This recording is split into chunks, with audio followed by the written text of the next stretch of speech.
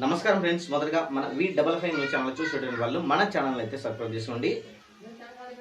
కుటుంబ ప్రభుత్వం ఎలక్షన్లలో హామీలలో భాగంగా అన్నదాత సుఖీభవ పథకానికి అయితే రేపు గ్రీన్ సిగ్నల్ వచ్చేసింది.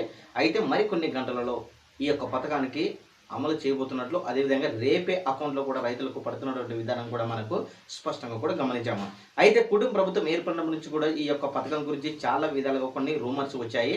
అదేవిధంగా లేట్ అయిపోతుంది కదా, ఇక ఈ డబ్బులు ఇంకా పడలేదని కూడా చాలా మంది రైతులు కూడా బయట అనుకున్నటువంటి విషయం మనము స్పష్టంగా కూడా గమనించుకోవచ్చు.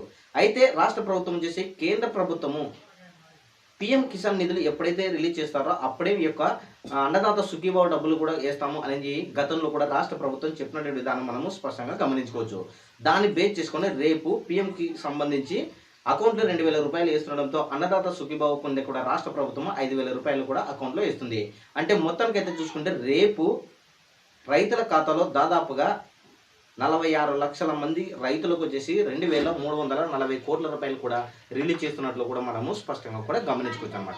ఏది ఏమైనప్పటికైతే రైతులు ఎంతో ఆతృతంగా ఎదురు చూసినటువంటి అన్నదాత సుఖీభావ పథకానికి రేపు అకౌంట్లో డబ్బులు జమ కాబోతున్నాయి అనేది మనము స్పష్టంగా కూడా గమనించుకోవచ్చు. ఈ యొక్క వీడియోపై మీ యొక్క అభిప్రాయం కామెంట్ సెక్షన్ కూడా తెలియజేయండి. Thank you.